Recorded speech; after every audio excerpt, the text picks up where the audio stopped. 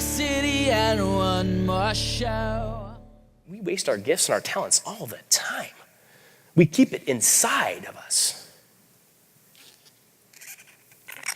Yes, I said keep it inside of us. Oh, I'm sorry, you're wondering what I'm doing.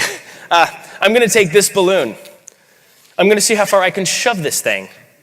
Let me finish. See how far I can shove this thing down my throat. And this is just to sort of illustrate how we waste so much potential. So here we go. This is extremely dangerous, by the way. Don't go try this, all right?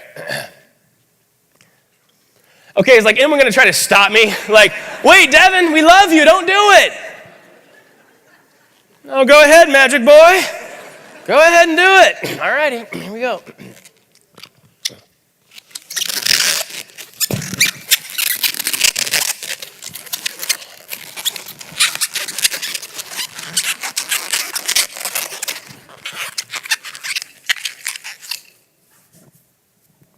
God.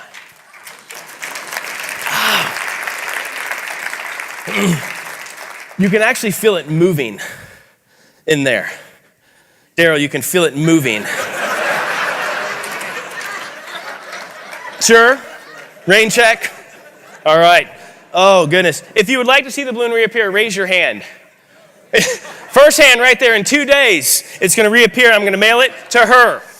And again, we all have magic. We all have our special talents and gifts that we share. A couple years ago, I guess it was just 1 year ago, I was traveling up to Saskatoon, Saskatchewan, which is in Canada, if you don't know, to perform up there.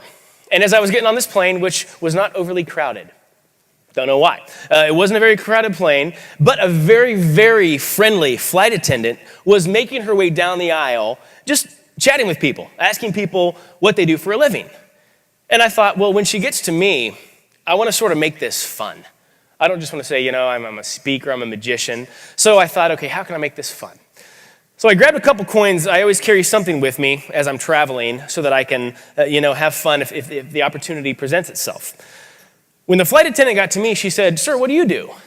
And I said, "Hold out your hands and I'll show you." And as she held out her hands, I noticed she was wearing a Rolex. And I was like, yes. So I took the coins, put them in her hands, and just did a little sleight of hand, sort of like what you saw Tom, Jason, and Todd do over there. Just some things with the coins where they're jumping back and forth in my hands. And then I said, "Now I'm going to do it in your hands." She said, "No way, no way, no way." And in the process, I took her Rolex. And I always give it back. I was about to give it back, but right when I was about to give it back, she gave me the coins and said, "Hold on, I have to go make an announcement. I'll be right back." And she ran to the back of the plane. And here I'm left with a Rolex. And immediately, angel, devil pop up. "Keep it, give it back, give it." I'm just kidding, guys. I'm not that dishonest. Come on, I always give it back. So I'm sitting there with the Rolex, and I start showing people around me because they saw that I was doing magic, and I said, "Check it out, I've got her watch." And so the word spreads through the plane, "Hey, this guy's got the flight attendant's watch." So I decided, as she made her announcement, I thought, I'll just hold the watch up in the air and see if she notices. So I just kind of held it up in the air like this, and she goes into her announcement, which is one of the most interesting announcements I've ever heard on a plane. Went something like this. "Good afternoon, ladies and gentlemen. Welcome to Delta Flight 5724 with service to Saskatoon. If you'll please make sure that..." Hey, wait a second. Hey, is that my watch you got up there? Into the thing. That's right, it played over the whole plane. The whole plane was rolling. All 7 of us just cracking up. Funniest thing we've ever heard. So somehow she managed to finish her announcement, hung up the phone, came marching back up, and she said, "How did you get that off my wrist?" And I said, "The bigger question is, how did I get this?" And I pulled out her notepad and her pen and gave it back to her. Because you notice from earlier that I'm sort of a klepto. I just keep taking and taking and taking. Watches, ties, keys, whatever I can get my hands on. So I just sit there kind of feeling good. I feel like I sort of made someone's day and created a positive experience.